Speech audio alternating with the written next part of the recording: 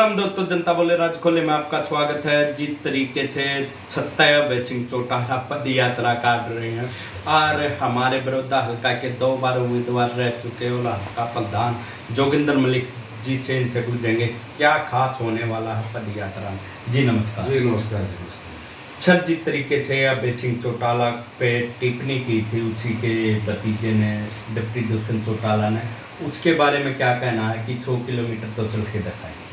तो अब तो उनके सामने है, यात्रा स्टार्ट होने के बाद लगभग 450 किलोमीटर चल चुकी है जी। और ये 450 किलोमीटर चल के टोटल आपके जो प्रदेश है उसमें 4200 किलोमीटर की यात्रा तय करेंगे जी। चौधरी अभय सिंह चौटाला जी वाकई में सत्ता आदमी में जो कहते हैं करके दिखाते हैं। इसमें दुष्यंत चौटाला कह रहे थे कि करके दिखाएं, अब उनके सामने अब जवाब तो दुष्यंत चौटाला दे कि वे यात्रा कैसे चल रही है, कहाँ तक कैसे चलेगी। जी, जिस तरीके से जिला अध्यक्ष सोनीपत के जो रीढ़ की हड्डी कहने जाने वाले थे वो भी सदा से वो इनेलो पार्टी रही, इनेलो में वो विधायक भी बने, जिला अध्यक्ष भी रहे, एमपी के चुनाव भी उनको लड़ाए हैं, वो पार्टी छोड़ के कांग्रेस में चले गए। तो ये स्वार्थी लोग अपना स्वार्थ पूरा करने के लिए अक्सर दल बदलते रहते हैं। चौटाला साहब जो लोग पुरुष हैं वो अक्सर कहते हैं कि ठोट बड़ा तलवार ही होता है। अच्छा बुरा वक्त सभी पार्टी में आना जाना होता है, बस मुस्कत मतलब आदमी को या वर्कर को जो जिस पार्टी से जुड़ा होता है तो उसको ठोट पड़ा रहना चाहिए। इसलिए चौटाला साहब कहते हैं कि ठोट बड़ा तलवार ही होता है और जो ठोट बड़ा होता है उसी की इज्जत होती है। जी, जेजेपी में उनका पदम सिंह दहिया का कहना है कि मान सम्मान हमारे काम नहीं हुए, उसके बारे में क्या कहना है? उसके बारे में पदम सिंह दहिया बताए, उसके बारे में क्या बताऊंगा। अक्सर मैं देखता हूँ, मेरे पास जेजेपी के सारे साथी हमारे दोस्त हैं, हमने इकट्ठा काम किया, मेरे पास आते रहते हैं। दुखी तो सारे हैं, सारे कहते हैं कि किसी का कोई काम नहीं होता, बस अब ये देख रहे कि ये उनके मन में है कि जाते वक्त शायद कोई काम हो जाए, इस करके वहाँ बैठे हैं। अदरवाइज आप देखोगे जो इनका राज खत्म हो जाएगा, आगे आने वाला चुनाव होगा, नज़दीक आएगा, तो यहाँ पर जेजेपी में कोई भी आदमी नहीं बचेगा, कोई भी कार्यकर्ता नहीं बचेगा, सारे अपने पुराने घर में इन लोगों में वापसी करने का काम करेंगे। जी प्रधान जी, जिस तरीके से बीजेपी ने ये सरपंचों पे लाठीचार्ज की गया है, अब 5 लाख रुपए इनके कर दिए गए हैं सालाना, अब क्या कहना, 5000 रुपये इनकी सैलरी भी कर दी गई है, इसको लेकर क्या? देखिए, बीजेपी हमेशा तानाशाही रवैया अपनाती है, हिटलरशाही तरीके से काम करते, कभी भी बैठ के किसी मुद्दे का समाधान करने का काम नहीं करती हो।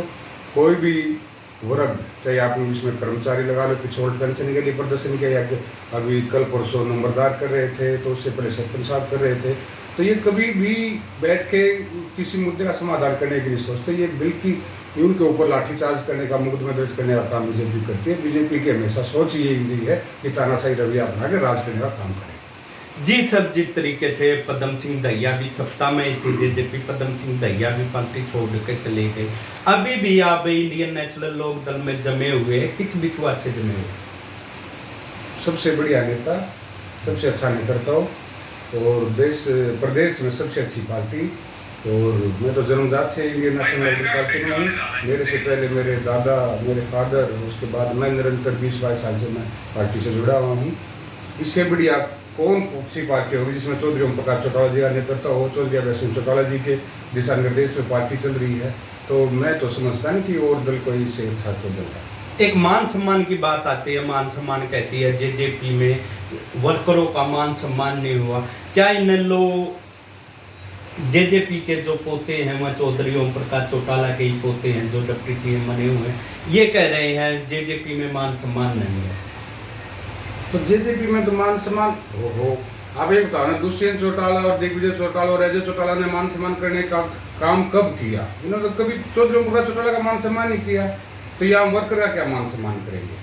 तो मान सम्मान तो आज के दिन किसी पार्टी में है, किसी दल में है, तो इंडियन नेशनल लोक दल में है, जहाँ चौधरी ओम प्रकाश चौटाला जी, चौधरी अभय सिंह चौटाला जी हर एक वर्कर को मान सम्मान के साथ देखते हैं और कोई भी उनका काम हो आधी रात को खड़े मिलते हैं।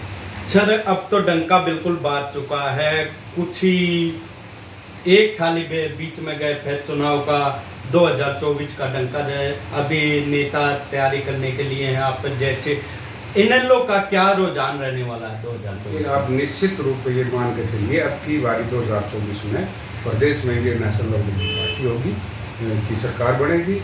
और मैं आपको बताना चाहता हूँ, लोगों को भी विश्वास है कि एकमात्र दल इंडियन नेशनल लोकदल ही प्रदेश की जनता का भलाई कर सकती है और अच्छे काम कर सकती है। आज भी लोग चौधरी ओम प्रकाश चौटाला जी के कार्यकाल को याद करते हैं जब वो मुख्यमंत्री थे। मैं एक इंटरव्यू देख रहा था, उसमें आपके चौधरी वीरेंद्र सिंह से पूछा गया था कि भाई कौन अब तक कौन सबसे अच्छा मुख्यमंत्री रहा है, तो चौधरी वीरेंद्र सिंह बीजेपी के बहुत बड़े नेता, प्रधान नेता, उनका भी कहना था अब तक जो भी राज जिसने किया चौधरी ओम प्रकाश चौटाला जी का जो कार्यकाल सबसे बेस्ट कार्यकाल। जी सर, जिस तरीके से ये अभय सिंह चौटाला जी पद यात्रा निकाल रहे हैं, लोग इसको हरियाणा को क्या संदेश देना चाहते हैं ये पद यात्रा का? देखिए, जब किसी भी प्रदेश में कोई सरकार तानाशाही रवैया अपनाती है, हिटलरशाही अपनाती है, हर एक आंदोलन को कुचलने का काम करती है, और फिर उसके इमेज में दूसरी साइड में देखोगे जहाँ बेरोजगारी चरम सीमा पर है, स्वास्थ्य सेवाएं बिल्कुल ठप है, शिक्षा बिल्कुल ठप है, तो ये जब मामले आ जाता है तब मजबूरन किसी दल को या किसी नेता को सोचना पड़ता है कि वो पैदल यात्रा निकाले और जन जन को जाकर सरकार की नीतियों से अवगत करवाएं, पूर्व नीतियों से अवगत करवाएं और लोगों की समस्याएं समझने का काम करें। तो ये तो सरकार ने ऐसा रवैया बना दिया, ऐसा माहौल बना दिया, जिसकी वजह से इंडियन नेशनल लोकदल ने सोचना पड़ा और विचार करके पद यात्रा निकालने का निश्चित फैसला लिया। सर, जिस तरीके से इंडियन नेशनल लोकदल तो बड़ी पार्टी रही है, एक छोटी ही आज़ाद उम्मीदवार बने हुए हैं बलराज कुंडू, पद यात्रा तो उन्होंने भी निकाली। कौन बलराज कुंडू? विधायक बलराज कुंडू कहाँ का विधायक है? तो फिर निकालने तो उसे निकालनी ठीक है, फिर क्या करें उसका निकालने? उनका भी यही है क्या हरियाणा को बदलने के उसमें? चलो, मैं उनको तो बदले, पहले हरियाणा के बारे में सोचेगा। जी सर, ये थे हमारे साथ हल्का अध्यक्ष 2 बार उम्मीदवार रहे इन लोग के जोगिंदर मलिक जी। मैं आपका लाडला देसी छोरा रोहित। आपने यह वीडियो किसी लगी कमेंट में जिसी लगी उसे कमेंट कर दियो भाई। जय हिंद, जय हरियाणा।